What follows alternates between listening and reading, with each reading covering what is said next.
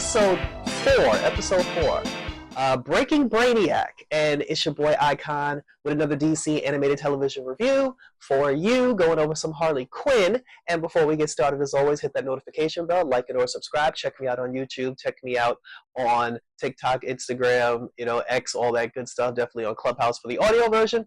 As we get started with some more superhero goodness. So this is basically the Brainiac origin story.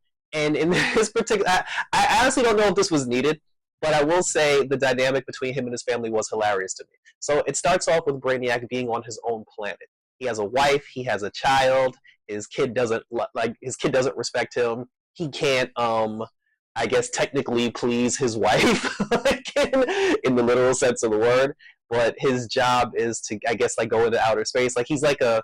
He's basically like the Tomb Raider of the galaxy. He goes to other planets and steals their artifacts. So he's on his way. He goes to a planet, and he takes some stuff. He tells his wife, he's like, "Oh, I'll be back soon." His wife is like, "Oh, be careful out there." He's like, "Woman, I'm Brainiac. I know everything, so I'll be fine." His son builds something for him, and I have no idea what his son built for him, and he took it on his trip.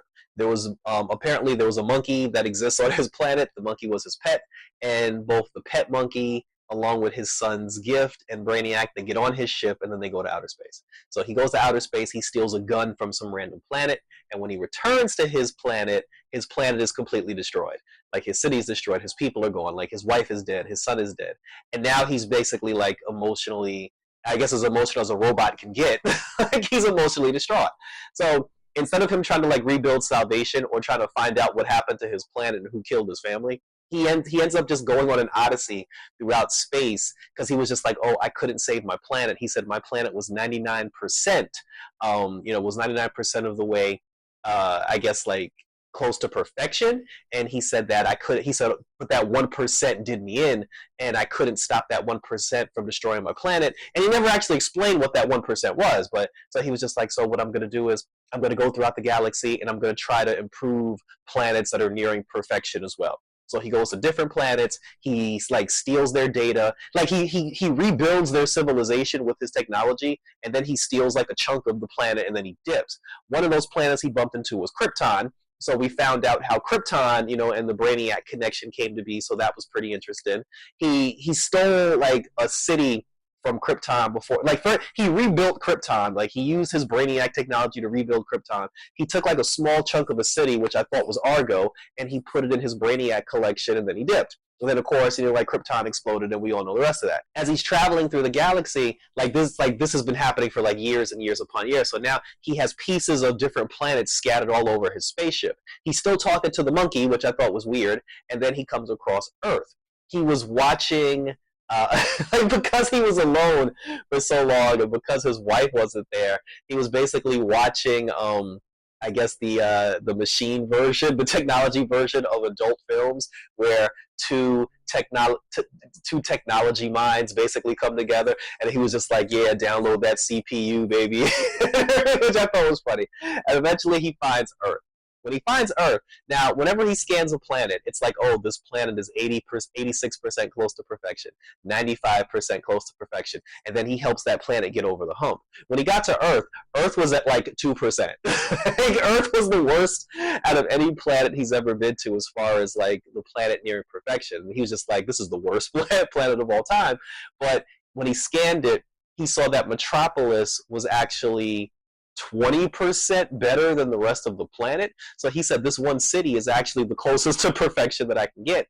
And he said that this is good for me because this is the biggest challenge that I'll ever have to obtain perfection on a planet. So he puts his machine robots, into Metropolis and all throughout Metropolis. And I guess that's where he eventually teamed up with Lena Luthor, and the two of them got in cahoots as far as him trying to save, Metropolis specifically. But the problem was, because him and Lena Luthor together were rebuilding Metropolis, and it was the safest place on Earth, and his robots were turning everything into stuff and everything, he didn't count on the Harley Quinn factor, the Poison Ivy and the Harley Quinn factor, because when Harley and Poison Ivy came over to Metropolis, Ivy's greenery thing, it's interfering with his technology, and because Harley's basically a loose cannon and she's destroying everything, he's like, "Yo, this chick is fucking up my shit." He's like, I'm trying to build paradise over here, and homegirl is just breaking my machines, she's damaging my buildings. And then that's why he teleported the two of them present day onto his ship, because he wanted to stop them, because he was like, yo, y'all fucking my shit up. So then right before he was about to, I guess, delete them, Lena Luthor just magically appeared on the spaceship because, like, I know the two of them were in cahoots, but I didn't think, I don't know like the severity of their partnership. I don't know if their partnership is like her just getting whatever she wants, technology wise, and she's secretly trying to destroy him from within when she gets what she wants, or if they're like legitimately in cahoots. But she told him, she was like, look, she said, don't destroy them because I actually like Ivy and I like Harley. He was like, but they're ruining all my plans and my rebuilding, for Paradise. But she said our agreement was, you could handle all the technology stuff and I would handle all the human stuff. And then she said, plus I like Harley and I like Ivy. And that makes me feel like she wants them around because she knows that that the two of them can stop whatever Brainiac's planning. So I'm still unsure whether or not if like Lena is a good guy or a bad guy who's only out for her own personal self-interest. Like that. She's also voiced by Alicia Tyler, and I thought that's like really cool because there was one time she was screaming at somebody, and I swear to God, like I heard Lana from Archer.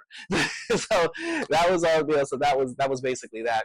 And then they wiped Harley and like Ivy's mind clean.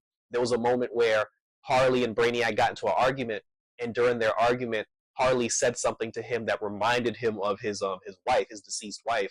So like there's like a heartstring situation there.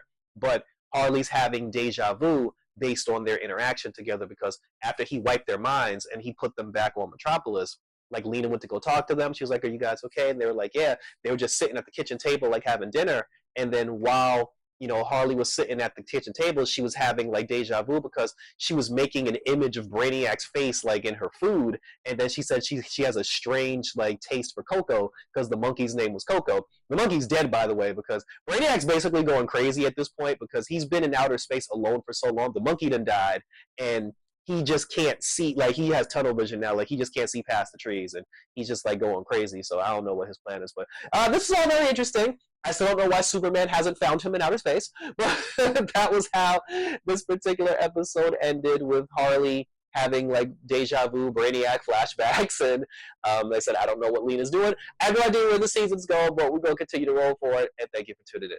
So yes, like I said, so the Brainiac origin story, though it was very funny, I didn't think it was needed throughout the course of the entire episode. We're up to episode 4 now, so it's like, it's time to like, come on, chop. Like, let's get to the storyline a little bit. Like, can we get the Nightwing thing out of the way? Like, I'm still waiting for the Nightwing situation, but like I said, but I'm still enjoying it. The show's still funny. And let me know what you thought about episode 4 of Harley Quinn.